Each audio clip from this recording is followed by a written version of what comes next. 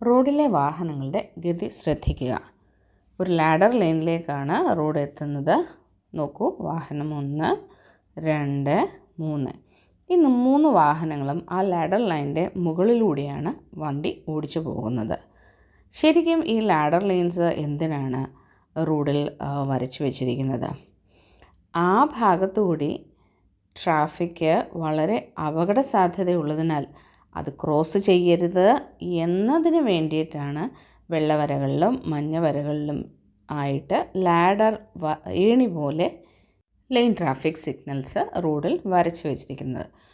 എന്നാൽ എന്താണോ ആ സിഗ്നൽ പറയുന്നത്, അത് നേരെ എന്താണോ ചെയ്യാൻ പാടില്ലാത്തത് അത് ആ സിഗ്നലിൽ തന്നെ കാണിക്കുകയാണ്. ശരി, വാഹനം ഓടിക്കുമ്പോൾ നമ്മൾ റോഡിൽ ശ്രദ്ധിച്ച് റോഡിൽ വരകൾ വരച്ച് കാണിച്ചിരിക്കുന്ന സിഗ്നലുകൾ എന്താണെന്ന് മനസ്സിലാക്കി വേണം വാഹനം ഓടിക്കുവാൻ. ഈ പണ്ട് കാലത്തായിരുന്നെങ്കിൽ ബാരിക്കേഡുകൾ വെച്ചായിരുന്നു ഇത് നമുക്ക് പറഞ്ഞു തന്നിരുന്നത്. ഇപ്പോൾ എല്ലാവർക്കും എഴുതാനറിയാം, വായിക്കാനറിയാം, കണ്ടാൽ മനസ്സിലാക്കാനറിയാം. ഇങ്ങനെയൊക്കെയുള്ള സന്ദർഭങ്ങളിൽ എന്തിനാണ് നമ്മൾ ബാരിക്കേഡുകൾ, ഫിസിക്കൽ ബാരിയേഴ്സ് വെച്ച് തന്നെ കാര്യങ്ങൾ ചെയ്യുന്നത്?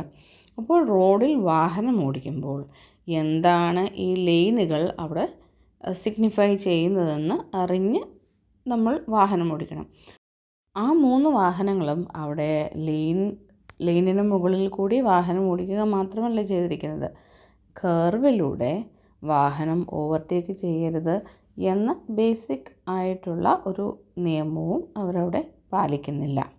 എന്താണ് ഈ കർവിൽ വാഹനം ഓടിച്ചാൽ സംഭവിക്കുക? എതിരെ വരുന്നയാൾക്ക് കാണാൻ സാധിക്കുകയില്ലായിരിക്കാം, നമ്മൾക്ക് തന്നെ കാണാൻ സാധിക്കുകയില്ലായിരിക്കാം. എതിരെ വരുന്നയാളും ഒരല്പം വലത്തേക്ക് ചേർന്നാണ് വാഹനം ഓടിക്കുന്നതെങ്കിൽ അവിടെയും കൊളീഷൻ ഉണ്ടാകാൻ സാധ്യതയുണ്ട്.